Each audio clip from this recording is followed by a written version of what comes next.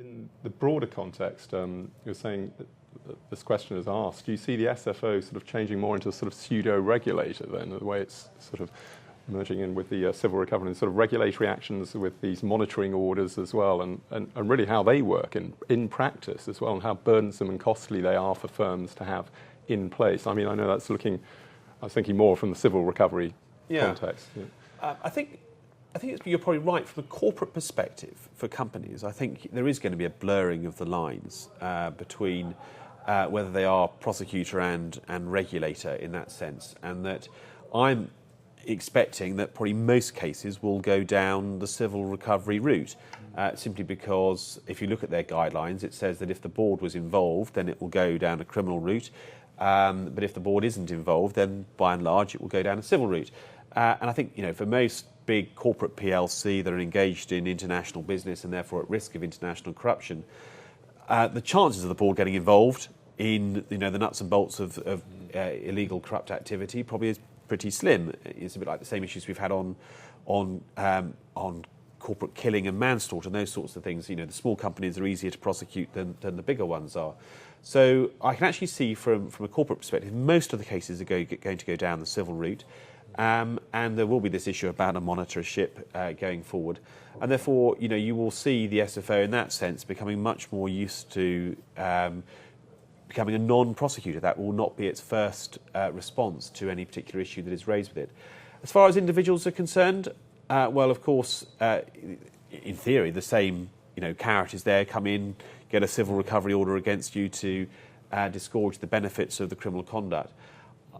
It's much less clear, though. I mean, for a corporate, it says if the board's involved, criminal. If the board's not involved, civil. For an individual, it doesn't say, either you're involved or you're not involved. If you're not involved, you shouldn't be prosecuted. So much more difficult in terms of for an individual to know quite where the balance is going to be struck. But I think you're right from a corporate perspective. You are going to end up with this prosecutor effectively having recourse to the civil regime and monitoring orders much more. And the bribery bill, if it comes in its current format, I suppose it'll be interesting to see how they deal with the new adequate procedures offence. Effectively, it sort of turns them a bit into an FSA as far as that's concerned, and judging what systems and controls should look like within a big organisation. So yes, I think there is going to be a new bit to the SFO, I suppose, developing as a consequence of all of this. Of course, this is all sort of maybe contingent on what happens after Indeed, May as well. isn't it? We're talking about some super enforcer, regulator, or whatever you care to call it. A new bit to the SFO may not have the words SFO in the title. Yeah, and that comes back to, I seem to remember in one of the papers came out, there was a financial court jurisdiction that they were talking about a while ago, weren't they, as well, where everything was going to be done in one court, looking with civil, well, maybe regulatory as well, and criminal, sort of in one place, and which route do you go down. So it's sort of going that way, isn't it? Or it is potentially, except that was held off. I mean, indeed, and I think what you're seeing with some of these cases is that the SFO effectively is dealing with all of the issues. I mean, Maybin Johnson had,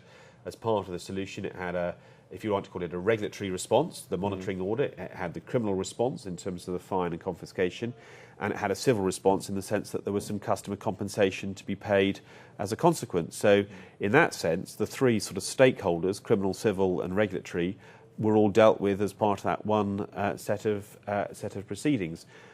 And the model that you talk about is not an unknown model. It's pursued in other jurisdictions where criminal and civil will come together. I'm not sure we'll quite get as formal as that, but certainly the way the SFO has approached some of these overseas corruption cases, you're getting those three different stakeholders effectively being looked at in that context. And, talking about the international side as well, I mean, potentially you've got other regulators and authorities, criminal authorities, clearly sort of looking. One always thinks of Uncle Sam sort of looking over people's shoulders and what this means. It doesn't preclude them from doing anything at all, does it? So you're talking about the international settlements, and I seem to remember that in the guidelines or the guidance somewhere it's saying, yes, come forward and we'll help you negotiate some global deal. But have you any sort of other inside track, if you like, on that side of things? I'm afraid I've been to a number of conferences and seminars where I've seen the great and the good from the regulatory bodies globally attend and talk about a joined-up approach to investigation and to settlement. It hasn't been necessarily my experience on the ground, where I've been involved in cases where deals have been done very much in isolation, and even where we have thought that the regulators would be talking to each other about a deal and then finding out actually going back to one regulator and saying, well, have you heard about X, Y, and Z? No. And so that sort of does sort of, I think there's more to be done. Certainly everyone wants to do that, and I think it is moving in that direction. Certainly some of the more recent cases we're seeing much more joined up approach. But nevertheless, prosecutors are subject to their own codes. And in the same way that the SFO is subject to the Code for Crown Prosecutors, and therefore at the end of a matter it has to look to confiscation, what will it do in those circumstances if actually the DOJ has already brought, there's a deferred prosecution in the US? How does that interact with the Code for Crown Prosecutors? And that's the problem, that whilst I think the regulators do want to cooperate on an international basis, I'm not sure the codes have been amended yet to allow them to fully do that in the way that they want to, and we would want them to do so. Yeah, that is worrying. And do you how do you see the FSA actually at the moment? Do you have any experience of that? Because I know obviously last year there was Aon was fined quite heavily on a systems and controls basis. Have you any sort of steer on whether FSA is sort of looking at this quite closely as well, or are they just is the SFO taking the lead? I mean, we sort of I'm thinking of corruption now again. Absolutely. They say something like, was it between a quarter and a third of their headcount is sort of looking at this under their domain?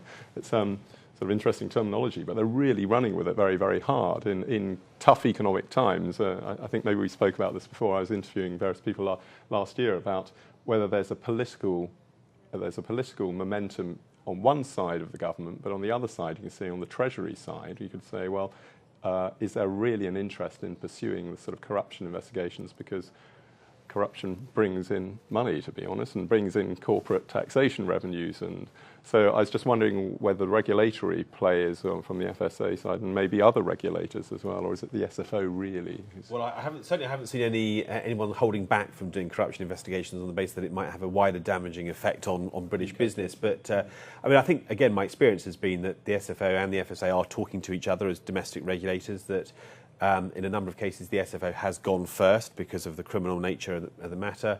And then if the SFO decides fairly quickly that there isn't a criminal case to be pursued, then they will hand the case back to the FSA to look at from a regulatory perspective. So one is seeing that sort of joined-up approach, and thankfully, to date, nothing where both of them are going at it hammer and tongs, in isolation and causing confusion. So I think yes, certainly from a domestic perspective, there does appear to be very much a joined-up approach between SFO and FSA on the cases in which we've been involved. Slightly smaller jurisdiction in the States, where you're always hearing about blue on blue and authority on authority. Indeed. And one final point, I think probably this might be quite a short answer. Do you think there's a role for deferred prosecution agreements over here? Yes, there you go. Nice short answer, one word. Excellent. Well, thank you very much, Peter. That's excellent. And I think that is all we have time for now. So many thanks for tuning in and for your time as well. And I hope you enjoyed it. And thanks once again to Peter Burrell. Thank you.